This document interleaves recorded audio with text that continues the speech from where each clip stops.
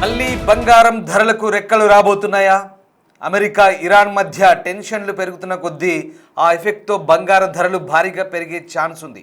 కొద్ది రోజులుగా బంగారం మార్కెట్లో అస్థిరత కొనసాగుతుంది. క్రమంగా బంగారం ధరలు తగ్గుముఖం పట్టాయి.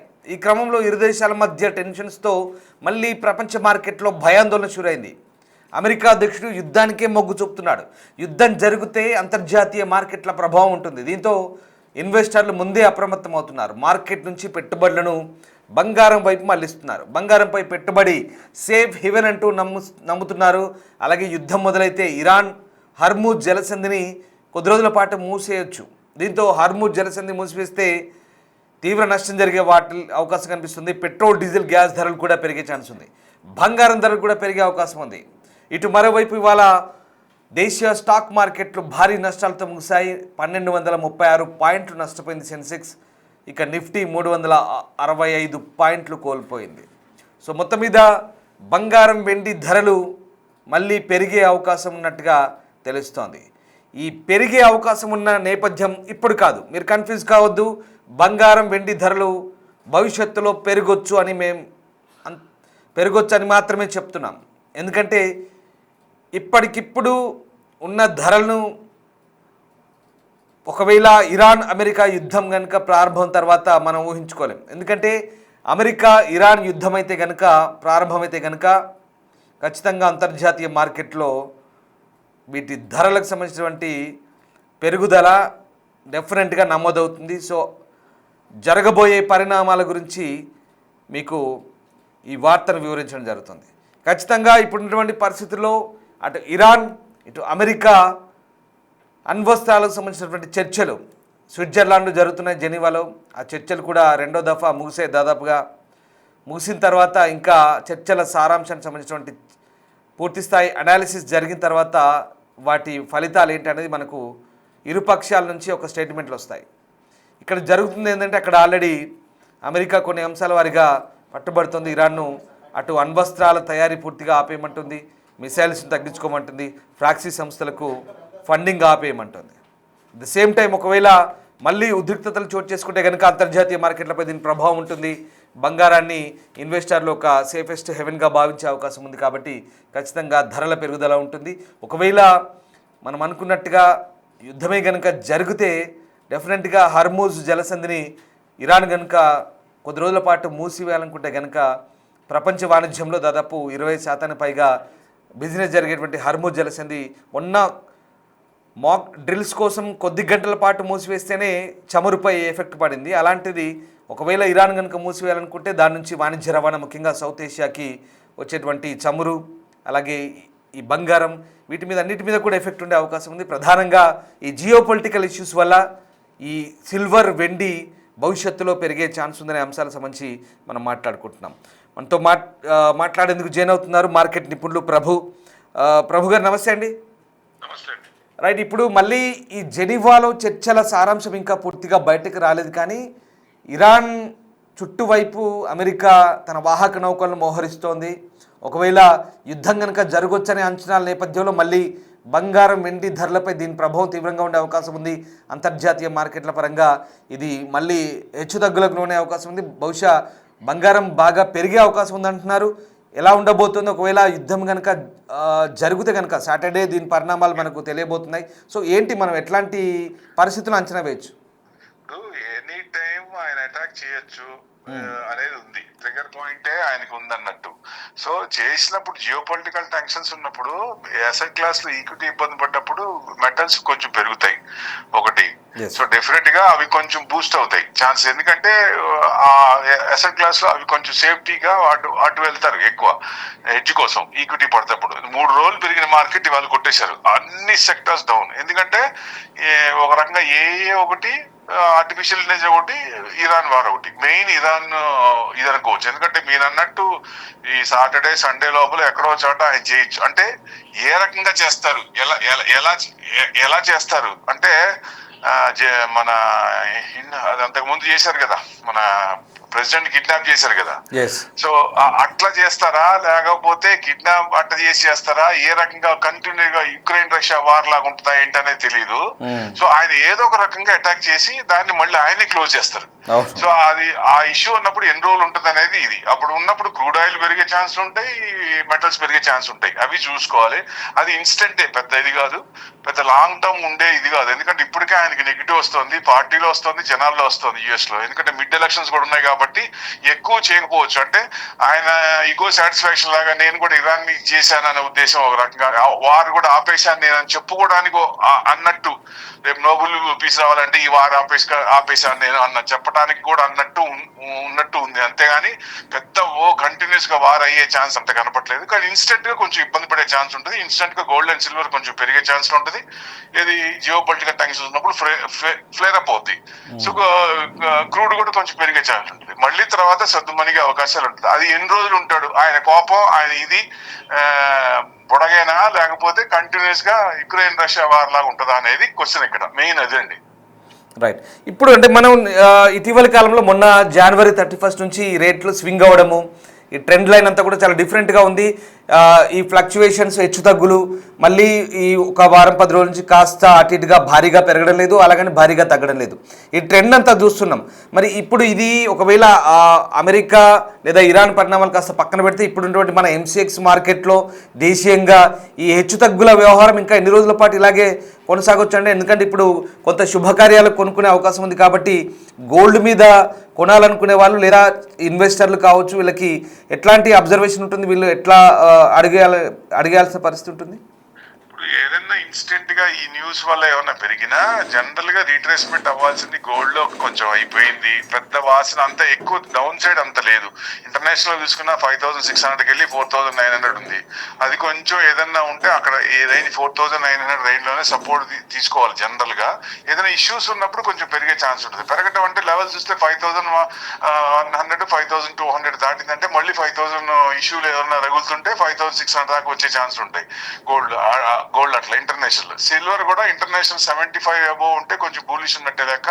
కొంచెం కిందకు కొంచెం తగ్గింది అనుకోండి, కొంచెం బేరీ జోన్ లో వచ్చింది. అక్కడ ఆ పైన ఉంటే మటుకు మళ్ళీ 95 to 105 క్రాస్ అయిందంటే ఆల్ టైమ్ హై 121 అంతవరకు వెళ్ళి. సిల్వర్ కి డౌట్ లేదు, సిల్వర్ కి చిన్న చిన్నగా పెరిగే ఛాన్స్ ఉంటాయి. కానీ గోల్డ్ కొంచెం అంత విపరీతంగా మామూలుగా అంత పెరిగే ఛాన్స్ ఉండదు. ఏదైనా ఇష్యూలు ఉంటే తప్ప, ఈ జియో పొలిటికల్ టెన్షన్స్ ఉంటే తప్ప అప్పుడు కొంచెం పెరిగే ఛాన్స్ ఉంటుంది. మామూలుగా అంత పెరిగే ఛాన్స్ గోల్డ్ అంత కనపడదు. పడాల్సింది కొంచెం పడింది. ఏదైనా కొంచెం ఉంటే 135 140 అంత వరకు రావచ్చా అంటే మెయిన్ అంతే 135 140 వరకు డౌన్ సైడ్ చూడొచ్చు, అంతకంటే తగ్గకపోవచ్చు. ఏదైనా సెంట్రల్ బ్యాంక్స్ బై చేసింది వాళ్ళు ఏదైనా అమ్మితే అప్పుడు కొంచెం తగ్గే ఛాన్స్ ఉంటుంది. అది 1,00,000 నుంచి 1,10,000 వరకు. 1,00,000 కంటే కింద వస్తుందా అంటే అంత 1,00,000 కంటే కింద కనపడట్లేదు. ఎందుకంటే సెంట్రల్ బ్యాంక్స్ అన్ని ఎక్కువ చేసినాయి కదా. వాళ్ళందరూ ఎందుకు ఎక్కువ చేస్తున్నారు? క్రైసిస్ వస్తున్న ఉద్దేశంతో ఎక్కువ చేస్తున్నారు. అందరికీ ఒకేసారి క్రైసిస్ రాదు. సో అలా వాళ్ళు ప్రస్తుతానికి ఎక్వైంటింగ్ స్టేజ్ లోనే ఉన్నారు. పడితే వాళ్ళకి సదవకాశం. మన క్రూడ్ ఆయిల్ కనుక తక్కువలో ఎలా కొనుక్కున్నామో అట్లానే ఇప్పుడు వాళ్ళు కూడా తక్కువలో వస్తే కొనుక్కునే ఛాన్స్ ఉంటుంది సెంట్రల్ బ్యాంక్స్ కాబట్టి. మళ్ళీ బయింగ్ వచ్చే ఛాన్స్ ఉంటుంది. ఈ ఇష్యూని బట్టి గ్లోబల్ ఇష్యూస్ ఎంతవరకు ఉన్నది, ఆయన ఎంతవరకు ఉంటాడో ఎంతవరకు నిలబడతాడు అనేది మెయిన్. దాన్ని బట్టి ఇష్యూ ఉంటుందండి. Right sir, thank you very much Prabhu గారు. రైట్. సో అది అంతర్జాతీయ పరిణామాల నేపథ్యంలో ప్రస్తుతం ఈ బంగారం, వెండి ధరలకు సంబంధించినటువంటి అంశాలు కాస్త ఆధారపడి ఉంటాయి. మొదటి నుంచి కూడా మనం అదే చెప్తున్నాం. బంగారం, వెండి పెరగడానికి కారణాలేంటి? అంతర్జాతీయ పరిణామాలు, జియో పొలిటికల్ ఇష్యూస్, భౌగోళిక రాజకీయపరమైన అంశాలు, ఇవన్నీ కూడా అమెరికా కేంద్రంగా జరుగుతాయి. ముఖ్యంగా అమెరికా తీసుకునే నిర్ణయాలు. మొన్నటిదాకా అక్కడి సెంట్రల్ బ్యాంక్ ఫెడ్ ఏదైతే ఉందో దాని చైర్మన్ని మార్చే పరిణామంలో వెంటనే జనవరి 31కి అమాంతం ఢమాల్మన్నాయి, పడిపోయాయి కొత్త చైర్మన్ నియామకానికి సంబంధించి. ఎందుకంటే ఆయన డాలర్ని బాగా బలోపేతం చేస్తాడు కాబట్టి బంగారం ఇన్వెస్టర్లు బయటకు వచ్చారు, ప్రాఫిట్ బుకింగ్స్ చేసుకున్నారు. సిల్వర్ కూడా భారీగా పడిపోయింది. సో అందరూ లాభాల స్వీకరణకు వచ్చారు కాబట్టి ఇంకా అమ్మడమే, ఉన్నదాన్ని అమ్ముకొని సొమ్ము చేసుకోవడం కాబట్టి ప్రాఫిట్ బుకింగ్ ఫటాఫట్ అంతా అమ్మేసుకున్నారు. తో అప్పుడు ఏమైంది, ఇది సేల్స్ పడిపోయింది, అమ్మకాలే కాబట్టి సేల్స్ పడిపోయింది, రేట్ తగ్గింది. తర్వాత అలా డౌన్ఫాల్ ట్రెండ్ కొనసాగుతూ నెమ్మదిగా ఒక వారం 10 రోజుల పాటు అదే ట్రెండ్ వచ్చింది. అసలు ఎంత కనిష్ట స్థాయికి వచ్చిందంటే 4,20,000 పైన ఉన్న సిల్వర్ ఏకంగా 2,40,000కు వచ్చింది. 20,000 దాకా కూడా వచ్చింది, 2,20,000 దాకా. బంగారం కూడా ఏకంగా 1,32,000 దగ్గర ట్రేడ్ అయింది ఎంసీఎక్స్లో 10 గ్రాముల బంగారం. తర్వాత మళ్ళీ కొంత పుంజుకున్నాయి, కొంత రికవర్ అయ్యాయి. ఒక 10,000 15,000 అటు ఇటుగా 5% 6% అటు ఇటు తగ్గుతుంది, మళ్ళీ ఒక 3% తగ్గడము, 4% పెరగడము. ఇది ఈ ట్రెండ్ కొనసాగుతుంది. ఇప్పుడున్న పరిస్థితిలో ఇంతే, ఇంక ఇలా ఉంటుంది. బట్ ఇది అలా ఉంచుదాం కొద్దిసేపు. ఇప్పుడున్న పరిస్థితిలో దేశీయ మార్కెట్లో ఇండియన్ మల్టీ కమోడిటీ ఎక్స్చేంజ్లో ఇప్పుడున్న పరిస్థితి నేను మీకు చెప్తాను. ఇక్కడ వాట్ నెక్స్ట్? ఇప్పుడు సాటర్డే కనుక కొన్ని అంతర్జాతీయ ఛానల్ చెప్తున్నాయి అమెరికా ఒక నిర్ణయం తీసుకోబోతుంది. ఇరాన్ చెప్తే వినకపోతే, దారికి రాకపోతే ఏం చెప్తున్నాడు? మొన్న ఎయిర్ ఫోర్స్ 1లో ఏం చెప్పాడు ట్రంప్? టెంపర్తనం చూపిస్తాడు కాబట్టి ట్రంప్ ఒకటే అంటాడు, ఇక మేము చెప్పినట్టు దారికి రాకపోతే దబిడి అన్నాడు ఇరాన్కు. దాని అర్థం ఏంటి? ఖచ్చితంగా పర్యవసానాలు ఎదుర్కోవాల్సిందే అంటున్నాడు.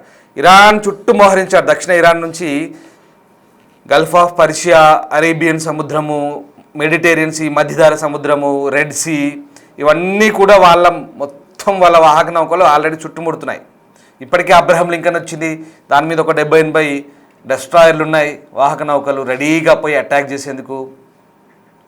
గెరాల్డ్ ఆర్ ఫోర్డ్, ఇది ఇంకా భయంకరమైన నౌక. ఇది ప్రపంచమంతా ఇదే చర్చ జరుగుతుంది.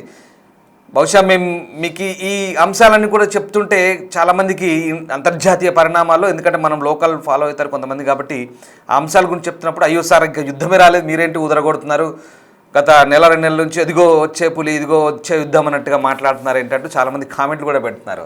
ఐ నో, బట్ దానికి మీకు మేము ఒక్కడే చెప్పదలుచుకుందంటే అంతర్జాతీయ పరిణామాలకు సంబంధించి ఎప్పటికప్పుడు అక్కడ జరుగుతున్న అంశాలని అంతర్జాతీయ నివేదికల ఆధారంగా, అక్కడ వార్తా సంస్థలు ఇచ్చినటువంటి నివేదికల ఆధారంగా ఇదిగో మీకు ఇలా అందించే ప్రయత్నం చేస్తున్నాం. ఇట్స్ ట్రూ, ఎందుకంటే గెరాల్డ్ ఆర్ ఫోర్డ్ కనుక వస్తే అది ఒక భయంకరమైన యుద్ధ నౌక, కదిలే యుద్ధ క్షేత్రం, భయంకరమైనటువంటి డెస్ట్రాయర్ క్యారియర్లు ఉంటాయి.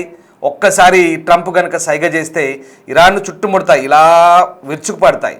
ఇరాన్ ఏం తక్కువ తినలేదు. ఇరాన్ కూడా ఆల్రెడీ హర్ముజ్ జలసంధి ఉంది. హర్ముజ్ జలసంధిలో 25% వాణిజ్యం జరుగుతుంది. ఇదిగో మళ్ళీ నేను మీకు ఇదే చెప్తున్నాను, 25% వాణిజ్యం జరిగే హర్ముజ్ జలసంధికి సౌత్ ఏషియాకు వచ్చేటువంటి చమురు అంతా కూడా ఇక్కడి నుంచి వస్తుంది. Korea, south Korea, China, even కొన్ని ప్రాంతాలకు కూడా ఇక్కడి నుంచే వస్తుంది రవాణా చమురు. అది కొద్ది గంటల పాటు మూసేస్తేనే పెద్ద ఎఫెక్టు. గతంలో మనం చూసాం, ఇరాన్ పై అమెరికా B-2 బాంబర్స్ అటాక్ చేసినప్పుడు ఇక గత్యంతరం లేక హర్మూజ్ ఒకటే వాళ్ళకున్న మార్గం కాబట్టి ఇరాన్ గుప్పిట్లో ఉంది అది. సో దాన్ని కొద్ది గంటల పాటు మూసేస్తే అప్పుడు ఎంత ఎఫెక్ట్ అయిందో మనకు తెలిసిందే. అంతెందుకు మొన్న మాక్ డ్రిల్స్ చేసినప్పుడు కూడా ఇదే జరిగింది. అక్కడ ఆ డ్రిల్స్ కోసం, బల ప్రదర్శన కోసం అక్కడ చైనా, రష్యా వాహక నౌకలు, వార్షిప్లు కూడా వెళ్ళినాయి ఆల్రెడీ. అది కన్ఫామ్, రష్యాకు సంబంధించి అయితే వెళ్ళింది. సో ఇది కన్ఫామ్ డెఫినెట్గా. సో ఇవన్నీ ఎందుకు చెప్తున్నానంటే ఈ ఇష్యూస్ ఇవన్నీ ఆల్రెడీ మీకు ఈ అంశాల వారిగా మీకు అవగాహన ఉండే ఉంటుంది చూస్తున్న పరిణామాలు బట్టి. ఎందుకంటే ఇక్కడ వాణిజ్యం ఆగిపోతుంది, నష్టం జరుగుతుంది, రేట్లు పెరుగుతాయి, చమురు రేట్లు, క్రూడ్ ఆయిల్ రేట్లు పెరుగుతాయి. అలాగే ఇంటర్నేషనల్ మార్కెట్లో ఔన్స్ బంగారం ధర ఇప్పుడు మొన్నటి వరకు $5,000 నుంచి మొన్న 26 జనవరికి ఏకంగా $5,000 వచ్చింది ఇంటర్నేషనల్ మార్కెట్లో. అది రికార్డ్. అది అప్పుడు ఏమైంది, అలా అలా అలా ఎగబాకింది. 26 జనవరి నుంచి 30 జనవరి వరకు ఒక్కసారిగా $5,600 పోయింది. పెరుగుట విరుగుడు కొరకు అంటాం కదా సామెత. అలా మళ్ళీ 31 నాడు ఏమైంది, ఢమాల్మని పడిపోయింది. వెండి, సిల్వర్, గోల్డ్, ఈ మెటల్స్ ఏవైతే ఉన్నాయో వాస్తవానికి వీటి మీద మనకు ఎందుకు ఇంట్రెస్ట్, పదే బంగారం, వెండి ధరలకు సంబంధించి ఎందుకు మనం పదే హెచ్చు తగ్గుల గురించి మీకు ఈ వార్తలు చెప్తామంటే, బంగారం అనేది భారతీయులకు ఒక సెంటిమెంట్, ఒక సామాజిక హోదా. నా కొలీగ్ కూడా ఇక్కడే ఉన్నారు, ఆవిడ నవ్వుతున్నారు. ఎందుకంటే బంగారం గురించి చెప్పినప్పుడు ఇదో ఇలా చూపిస్తున్నారు, సార్ మాకు ఇది sentiment. Gold, of course gold అనేది కంపల్సరీగా మనం శుభకార్యాలకు లేదా అన్నింటికి మనము దాన్ని ఒక సామాజిక హోదాగా భావిస్తాం, వాడుతాం. అంతెందుకు, అది మనకు ఒక ఫ్యూచర్ బలం. బంగారం ఉంది, నా దగ్గర 4-5 తులాలు ఉందంటే ఇంక వెళ్ళలేకపోయినా నాకు బంగారం ఉందని ఒక భరోసా ఉంటుంది. సో ఖచ్చితంగా ఒక సామాన్య మధ్యతరగతి వ్యక్తి, ఒక కుటుంబం, ఒక శుభకార్యమైన, ఒక ఫంక్షన్ అయినా బంగారం కొనేందుకు ముందు వెళ్ళేది ఎవరి దగ్గరికి వెళ్తారు? అందరికి తెలిసిన విషయమే కదా ఇది. సో ఒక తులం బంగారం కొనాలంటే ఇప్పుడున్న పరిస్థితిలో మినిమం 1,00,000 కట్ట చేతిలో పెట్టుకొని పోవాలి షాప్కి. సో మొన్నటిదాకా ఎట్లాంటి పరిస్థితులు తెలిసిందే మీకు. ఒక మధ్యతరగతి వాడు బంగారం కొనే పరిస్థితి లేదు. 1,90,000కి వెళ్ళిపోయింది, 1,90,000 దాటింది ఆల్రెడీ. 2 లక్షలకు చేరువలో ఉండే, అలాంటిది ఇప్పుడు కొంచెం తగ్గింది. సో ఇవన్నీ మళ్ళీ ఎందుకు చెప్పాల్సి వస్తుందంటే, రేపు మళ్ళీ సాటర్డే ఏదో ఒక నిర్ణయం కనుక తీసుకుంటే కనుక ట్రంప్ ఎందుకంటే ఇందాక చెప్పాను టెంపర్తనం చూపించే ట్రంప్కు యుద్ధకాంక్ష ఎక్కువ. అంతెందుకు అక్కడ ఇజ్రాయెల్ ఊరుకోదు. ఇక్కడ జరుగుతుంది ఏంటంటే ఇరాన్ అనేది అణ్వస్త్రాలను తయారు చేసి పశ్చిమ దేశాలను లేదా ఇతర అమెరికా లాంటి లేదా ఇజ్రాయెల్ లాంటి ఇంకా మిగతా పశ్చిమ దేశాలను భయపెట్టాలని చూస్తుంది. వీళ్ళు ఏమంటున్నారు, మీ దగ్గర చటాకంతా కూడా ఉండొద్దు అంటున్నారు. యురేనియం డెఫినెట్గా మీ దగ్గర గ్రాము యురేనియం కూడా ఉండొద్దు. ఒకవేళ ఉన్నా మీ అవసరాలకు దేశీయంగా విద్యుత్ ఉత్పత్తికో దేనికో వాడాలి తప్ప దాని మీద నియంత్రణ ఉండాలి. మీరు మొత్తానికి అణ్వస్త్రాలను తయారు చేయొద్దు, అసలు యురేనియం శుద్ధి పెట్టుకోవద్దు అనేది ఒక పాయింట్. రెండో పాయింట్, వీళ్ళ దగ్గర బాలిస్టిక్ మిసైల్స్ ఉన్నాయి, ICBM, inter continental ballistic missile, ICBM అంటారు, సారీ ICBM కదా, ICBM. సో ఆ ఖండాంతర క్షిపణులు భారీగా ఉన్నాయి. అందుకే కదా మొన్న ఇరాన్ ఇజ్రాయెల్ను కూడా గడగడలాడించింది. టెల్ అవీవ్పై ఆ మిసైల్ ఎక్కువ పెడితే ఇజ్రాయెల్లో పౌరులు వణికిపోయారు. తక్కువేం కాదు, ఇరాన్ కూడా ఆల్రెడీ టార్గెట్లు ఫిక్స్ చేశారు. అమెరికన్ ఎయిర్ బేస్లు ఉన్నాయి కదా చుట్టూ, Qatar, Jordan, Egypt, Bahrain, Kuwait, Abu Dhabi, ఈ ప్రాంతాలన్నింటిలో కూడా అమెరికా అన్ని చోట్ల తిష్ట వేసింది, ఎక్కడ తగ్గదు. సో ఆ ప్రాంతాలన్నిటిపై వీళ్ళు టార్గెట్ పెట్టారు. And first target is Israel. అలా ఉంది పరిస్థితి. సో ఈ సాటర్డే లేదా సండే ఏం జరగబోతుంది అనేది తెలియదు మనకు. అంతర్జాతీయ పరిణామాలు ఇవన్నీ భయపెట్టేందుకో లేకుంటే ఇంకేదో కాదు. ఇంటర్నేషనల్ ఇష్యూస్ సంబంధించి మనకేం భయం, అఫ్కోర్స్ అక్కడ జరుగుతున్న అంశాల గురించి పర్యవసానాల గురించి మనం డిస్కస్ చేసుకుంటున్నప్పుడు భయం వల్ల మనకు వచ్చిన బాధల్లా మళ్ళీ బంగారం రేట్లు పెరుగుతాయా, మళ్ళీ చమురు రేట్లు పెరుగుతాయి, ఇదే మన బాధ. డెఫినెట్గా మన మీద ఎఫెక్ట్ ఉంటుంది. మనకు వచ్చిన బాధ అంతా అదే. వాళ్ళు కొట్టుకు వస్తే మనకేంటి అనుకునేరు. అంతర్జాతీయ మార్కెట్లో అందరి మీద ఉంటుంది ఎఫెక్టు. బంగారం ధర పెరిగితే రేపు ఎవరైనా శుభకార్యాలకు పెళ్ళిళ్ళకు కొనాలనుకుంటే ఉసూరుమంటారు. 2 లక్షలు పట్టుకొని పోవాలి తులం బంగారం కంటే ఎవరైనా ధైర్యం చేస్తారో చెప్పండి ఇప్పుడున్న పరిస్థితిలో.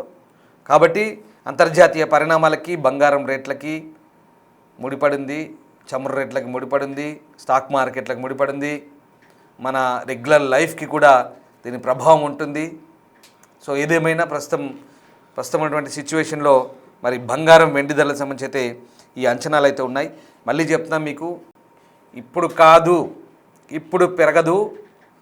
యుద్ధం కనుక ప్రారంభమైతే పెరుగుతుంది. ఇప్పుడంటే ఇవాళ రేపో బంగారం ధరకు రెక్కలు అని మేము హెడ్లైన్స్ పెట్టగానే ఏదో అయిపోతుంది అనుకోకండి, కన్ఫ్యూజ్ కావద్దు. మళ్ళీ చెప్తున్నాం, అమెరికా ఇరాన్ టెన్షన్స్ కనుక ముదిరితే అక్కడ ఏదైనా మళ్ళీ అనుకోని పరిణామాలు చోటు చేసుకుంటే డెఫినెట్గా బంగారం వెండి ధరలు పైకి ఎగబాగుతాయి. ఇది గుర్తుపెట్టుకోండి. యాజ్ ఆఫ్ నౌ సడన్గా ఇప్పటికిప్పుడు మేము ఏదో పెట్టగానే అయ్యో కన్ఫ్యూజ్ అయ్యి ఏదో పెరుగుతుంది, మళ్ళీ ఇలాంటి వార్తలు ఇస్తున్నారేంటి, నిన్నే తగ్గిందన్నారు, మొన్నే పెరిగిందన్నారు, గంటకు తిరిగిస్తున్నారేంటి అనుకుంటారు డెఫినెట్గా. బట్ అది మార్కెట్ హెచ్చు తగ్గులు ఒడిదుడుకులకు సంబంధించినటువంటి అంశాలు. సో ఇది కూడా అంతే, ఇట్స్ ఎ ర్యాలీ కమోడిటీ ఎక్స్చేంజ్లో.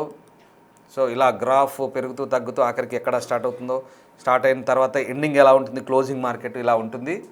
సో చాలామంది దీని గురించి ఇప్పుడు ఈ మధ్యకాలంలో అందరికీ అవగాహన వస్తుంది. మార్కెట్లో పోయి కూడా అందరూ ఒక తులం బంగారం 4 తులాలు 2 తులాలు కొనుక్కోవాలంటే ఒకటికి 4గురిని అడిగి తెలుసుకొని కొంటున్నారు. తక్కువేం లేదు, ఎవరు అందరూ అవగాహనకు వచ్చారు. సో ఇది పరిస్థితి. ప్రస్తుతానికైతే ఇవాళ దేశీయ స్టాక్ మార్కెట్లపై కూడా ఎఫెక్ట్ పడింది. సో ప్రస్తుతం సెన్సెక్స్ అయితే నష్టపోయిన పరిస్థితి. MCX గోల్డ్ ప్రస్తుతం ధర 152,800 ఉంది. సో ఇది 163,000కు బహుశా చేరుకునే అవకాశం ఉందని కూడా చెప్తున్నారు. సో ఆ రకంగా ప్రస్తుతానికైతే నిపుణులు చెప్తున్న దాని ప్రకారం ఇప్పటికైతే ఒక రకమైనటువంటి స్ట్రాటజీతోనే వెళ్తున్నాయి. సో భవిష్యత్తులో పెరిగే అవకాశాలు అయితే ఉన్నాయి. Thank you.